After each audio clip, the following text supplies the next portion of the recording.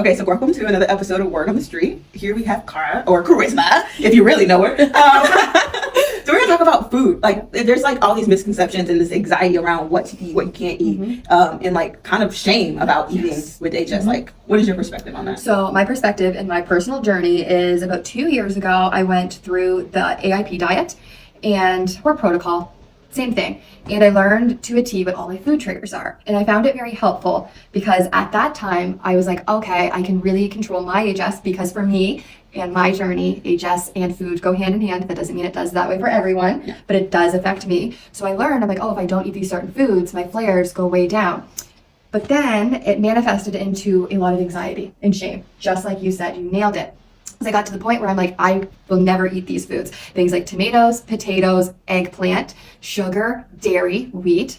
I'm sure you can catch on. We're starting to cover almost all the foods. So I ended up going down a terrible mental health path where I just stopped eating. And I lost a lot of weight, and it got to the point where I actually had to seek out a social worker, a mental health therapist, because I was like, I have to keep eating like this, but I don't know what to do because I'm very unwell mentally. I'm afraid all the time to eat. And me and her talked about it, and she's like, what's the trade-off? Your trade-off is you're no longer in horrible physical pain. High five, I'm proud of you. But you seem like you are depressed and sad and anxious. Is this trade-off worth it? And I was like, no, you're right, it's not. And I don't feel well. I actually still don't feel well because I'm not eating what I needed to eat. So I eventually learned, and my saying is, if you do decide to learn what your food triggers are and to see if food triggers even affect you, it can be empowering because you can use it as a tool, not a rule. I was using it as a rule. I learned you can't eat potatoes ever again. You can't have something like cake ever again because it is wheat. And so I can't eat pizza ever again because that is covered in a layer of tomato sauce, which is a trigger. And then the dough is a trigger. And then the cheese on top. So I'm like, I guess I never get to eat pizza again. Because if I eat pizza, yes, it is. It is sad. Because what happens when you go out to socialize?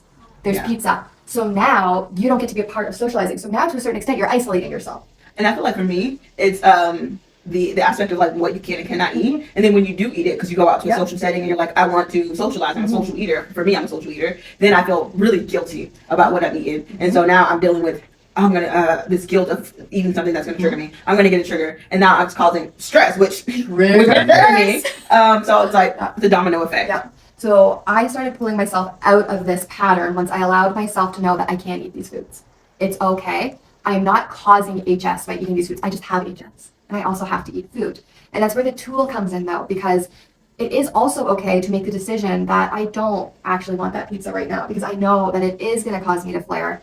And I don't feel like that right now. Yeah. I would actually rather just not have a pizza. But I'm making that decision, not out of shame, out of empowerment. I'm going, I really don't want that right now. That's okay. And I'm going to eat something else. But I made that decision for me. We are about to go eat some pizza, and I am with all of my HS friends. And right now, I want to make the decision that I'm going to go eat pizza with my friends, and it's okay. And I'm not causing myself harm. This isn't self-harm because I'm eating a food trigger. I'm being social. I'm enjoying my life. It's self-love. Like, it is. I allow myself what I want. Like, I want this in this moment. Yeah. I'm going to eat it. Like, exactly. And I also know, and what I find also empowering is, I know when I eat this, that tomorrow I might see the effects of that. So when I wake up, I'm not shocked. Yeah. I'm like, oh, there's the pizza on my inner groin. It's popped up. Like, I always like my boyfriend's like, are you gonna eat that? And I'm like, I'm gonna choose violence. I'm gonna roll the dice and see what happens. So I want to eat it. And we'll roll the dice. And that can be empowering because you're making the choice for yourself. Yes. You're going, in some moments, yes, I would like to eat this. In other moments, you might not. I'm gonna be totally honest. When I knew my wedding was coming up, I didn't really eat my food triggers for a few weeks beforehand because I really just didn't want to deal with some of the HS. It didn't make my HS go away, guys. I still had flaring. It just wasn't as bad. And then on my wedding night, you should have seen the food triggers I was eating. Plates of potatoes, pasta.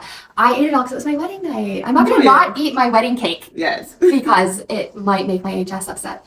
I'm going to eat it. And sometimes I'm not going to eat it. And it can be empowering. So that's why I always tell people it's a tool that you can have. It's not a rule. And don't feel ashamed. I love it. Yeah. Food is your friend. It is your friend. And you just have to decide how that friendship's going to work for you. Yeah, exactly. Sometimes you want to hang out with pizza, and sometimes you don't want to hang out with pizza. It's that simple. Thank you. All right, you guys, this has been another episode of Word on the Street.